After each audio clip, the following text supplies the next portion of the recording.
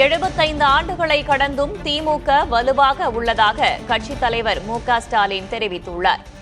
திமுகவின் வலிமைக்கு காரணம் கட்சியின் அமைப்பு முறைதான் என்றும், எந்த தனி மனிதரின் தவறாக இருந்தாலும் பாதிக்கப்படுவது கட்சிதான் என்றும் அவர் பேசியுள்ளார்.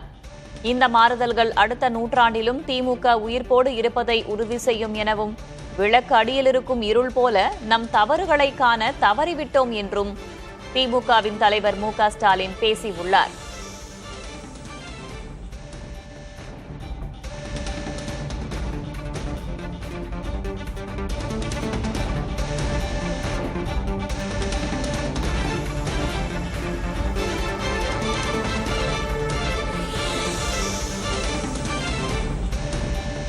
திமுகவின் அமைப்பு மாற்றங்கள் குறித்து முன்னதாக திமுக தலைவர் மு.க. ஸ்டாலின் பேசியிருக்கிறார். அவர் உரையாற்றியதை பார்ப்போம். நமக்கு காலம் கிடைச்சிருக்குன்னு இதை நாம் எடுத்துக்க வேண்டியதுதான். கழக வரலாற்றில் இது ரொம்ப முக்கியமான தலைமை செயற்குழுவாக அமையப் போகுது. உங்கள் ஒப்புதலோட அமைப்பு முறையில் முக்கியமான பெரிய மாறுதல்களை செஞ்சு நடைமுறைப்படுத்த போகிறோம்.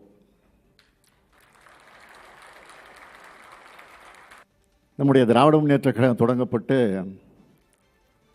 75 ஆண்டுகள் கடந்த பிறகும் கழகம் வலிமையோடு இருக்கிறதுக்கு காரணம் நம்ம அமைப்பு முறை தான்.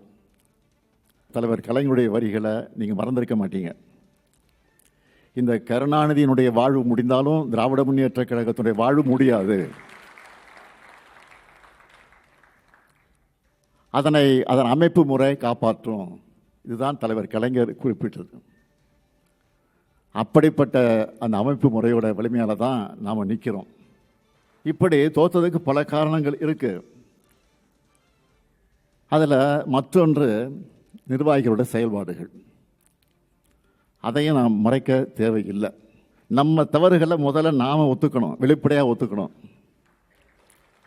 ஏன்னா இது ஒரு தனி மனிதனுடைய தவறாக இருந்தாலும் அதில் பாதிக்கப்படுறது 75 ஆண்டு கால திராவிட முன்னேற்ற கழகம்.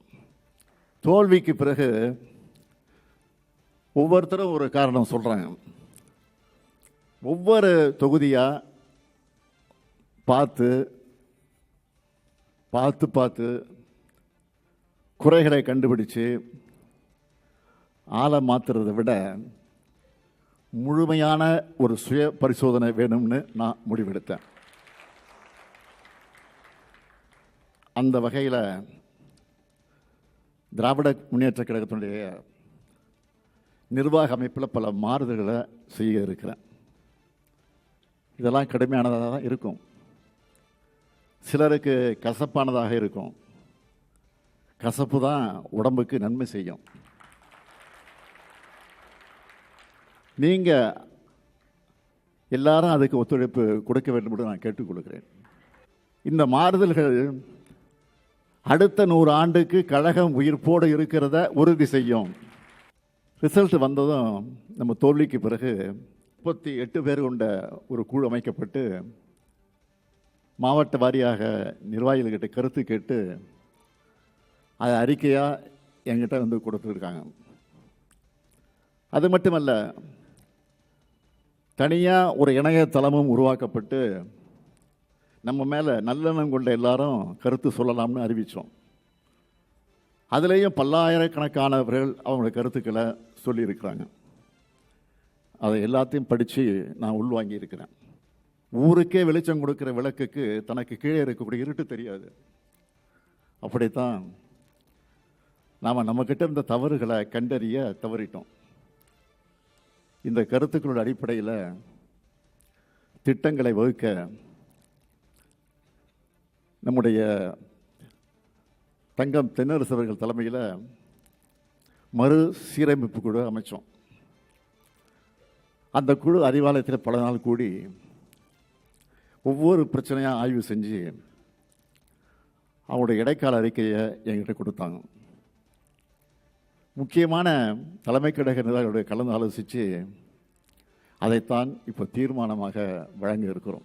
இளைஞர்கள் பெண்கள் நம்பிக்கையை மீண்டும் நமக்கு பெற்றுத்தர மாதிரி நம்ம நடவடிக்கைகள் அமைக்கணும். இனி வரும் நிர்வாகிகளுக்கு அந்தந்த பொறுப்புகளுக்கு ஏற்ப வயது வரம்பையும் பதவி காலத்தையும் அறிமுகப்படுத்த போகிறோம். புதுமுகங்களுக்கு அதிகமான எண்ணிக்கையிலே பொறுப்புகளை வழங்க போகிறோம். புதிய உறுப்பினர்கள் சேர்க்கையை தொடங்கணும். உறுப்பினர் சேர்க்கை நேர்மையானதாக அமையணும், உண்மையானதாக அமையணும், போலி எண்ணிக்கையாக இருக்கக்கூடாது. உறுப்பினர் சேர்க்கைக்கு பிறகு தேர்தலை முறையாக நடத்துவோம். தகுதி வாய்ந்த புதிய நிர்வாகிகள் வெற்றி பெற்று வருவார்கள். நியமனங்களாக இல்லாமல் தேர்தல் மூலமாக ஜெயிக்கிறவங்க சிறப்பாக செயல்படுவாங்க. எனக்கு நம்பிக்கை உங்களுக்கு மட்டும் இல்லை, எனக்கு இருக்குது.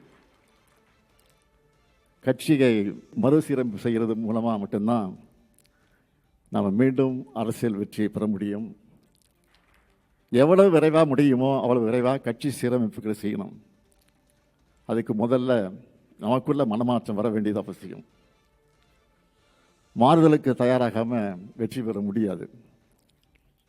என்னுடைய வருத்தமெல்லாம் கொள்கை கோட்பாட்டில், உழைப்பில், உறுதியில், போராட்ட குணத்தில் வலிமையாக இருக்கிறவங்க கூட நிர்வாகிகளை அரவணைக்கிறதுல செதுக்கிடுறாங்க. இன்னும் சிலர் இருக்கிறாங்க, எதிர்கட்சிக்காரங்களை பார்த்தா மலர்ந்த முகத்தை காட்டுறாங்க, கட்சிக்காரங்களை பார்த்தா மலர்றது இல்லை. எதிர்கட்சிகளை பார்த்தா வணங்குகிற கை நம்ம கட்சிக்காரர்களை பார்த்தா வணங்குறது இல்லை. தனக்கு இணையாக யாரும் வளரக்கூடாதுன்னு நினைச்சா அந்த மாவட்டத்தில் அவங்க மட்டும்தான் இருப்பாங்க.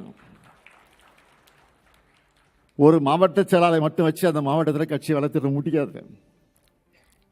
ஒரு எம்எல்ஏ மட்டும் வலிமையாக இருந்தால் அந்த தொகுதியில் ஜெயிச்சிட முடியாது. ஒவ்வொரு தொண்டனும் ஒரு நிர்வாகியாக செயல்படும் போது தான் இயக்கம் வளரும், இயக்கம் வாழும். படைக்கு இளையோர் வரும்போது அவர்களை மூத்தோர் வரவேற்று வழிநடத்துவது தான் வலுவான படைக்கு அடையாளம். இப்போ ஆட்சிக்கு வந்திருக்கக்கூடிய எப்படிப்பட்டவங்க? மக்களுக்கு உழைக்காம, போராட்டம் நடத்தாமல், கொள்கை இல்லாமல், நிர்வாக கட்டமைப்பு இல்லாமல் ஆட்சிக்கு வந்திருக்கிறாங்க. இதை பார்த்து நாமளும் அப்படி ஆக முடியாது, ஆகிடவும் கூடாது. அந்த மாதிரி நாமும் கட்சி நடத்தலாம்னு நினைக்கவே கூடாது. நாமெல்லாம் நிரந்தரம். நாம் போர் அடிக்குதுன்னு சொல்லி அரசியலுக்கு வந்தவங்க இல்லை, போராட வந்தவங்க. வெற்றி தோல்வியில் நம்ம இயக்கத்தோட வாழ்க்கையே அடங்கி இருக்க போகிறதில்லை. ஒரு தேர்தலை தோற்றா அடுத்த தேர்தல் வரும் வரை தூங்கி வடிகிறது தான் மற்ற கட்சியுடைய வழக்கம். எதிர்கட்சியாக இருந்தாலும் சுணங்கிடாமல் மக்கள் நலனுக்காக சிறப்பாக செயல்படுற கட்சி திராவிட முன்னேற்ற கழகம் என்பதை நம்ம எதிரிகளே சொல்லுவாங்க. கம் பேக் கொடுக்கறதுல நாம தான் ஸ்பெஷலிஸ்ட், சிறப்பாக கொடுப்போம். போன முறை ஜெயிச்ச பிறகு வாக்களிக்காதவங்களுக்கு சேர்த்து ஆட்சி, நல்லாட்சி கொடுப்போம்னு சொன்னோம். அதை செஞ்சு காட்டணும். இப்போ தேர்தல் தோற்ற பிறகு நான் சொல்கிறேன், நமக்கு வாக்களிக்காத மக்களுக்கு சேர்த்து தான் போராட போகிறோம். அவங்களுடைய நலனுக்காகத்தான் துணை நிற்க போகிறோம். நம்ம கட்சிக்காரங்க முதல்ல அவங்க வீட்டில் அரசியல் பேசணும். உங்கள் பசங்க கிட்ட, உங்கள் உறவினர்கிட்ட முதல்ல பிரச்சாரம் பண்ணுங்க. வெளியில் பிரச்சாரத்துக்கு போய் வாங்குகிற வாக்குகளுக்கு முன்னாடி முதல்ல வீட்டில் இருக்கக்கூடிய வாக்குகளை, சொந்தக்காரங்க வாக்குகளை, அக்கம் பக்கத்தில் இருக்கக்கூடிய வாக்குகளை முழுசாக வாங்கணும். இப்போ இருக்கிற முதல்வர் நம்ம கொண்டு வந்த எல்லா திட்டங்களுக்கும் பேர் மாற்றத்தில் பிஸியாக இருக்கார். சட்டப்பேரவையை சினிமா செட்டு நினச்சி பஞ்ச் டைலாக் பேசுகிறாரு. நம்மை பொறுத்த வரைக்கும் வெற்றியோ தோல்வியோ மக்களின் அன்றாட வாழ்க்கையோட பிணைஞ்சிருக்கக்கூடியவங்க நாங்கள். இனமும் மொழியும் நாடும் இருக்கிறவரை கருப்பு சிவப்பு கொடி பறக்கணும் என்கிற நினைப்போடு உழைக்கணும். அப்படி உழைக்க தேவையான உடன்பிறப்புகளை கழகத்தில் அதிகம் சேர்க்கணும். புதிய புதிய நிர்வாகிகள் வரணும். எல்லோரும் சேர்ந்து உழைப்போம். பேரறிஞர் அண்ணா உருவாக்கின இயக்கத்தை, நம்முடைய தமிழக தலைவர் கலைஞர் வளர்த்த இந்த இயக்கத்தை இன்னும் வலிமை கொண்டதாக வளர்த்தெடுப்போம். நாம் பார்க்காத வெற்றியும் இல்லை, நம்ம பார்க்காத தோல்வியும் இல்லை. இந்த தேர்தலில் தான் தோல்வி அடைந்திருக்குமே தவிர நிரந்தரமாக இல்லை. கழகத்தோட எதிர்காலத்தை திட்டமிட நமக்கு காலம் கிடைச்சிருக்குன்னு இதை நாம் எடுத்துக்க வேண்டியது தான். கழக வரலாற்றில் இது ரொம்ப முக்கியமான தலைமை செயற்குழுவாக அமையப் போகுது. உங்கள் ஒப்புதலோட அமைப்பு முறையில் முக்கியமான பெரிய மாறுதல்களை செஞ்சு நடைமுறைப்படுத்த போகிறோம்.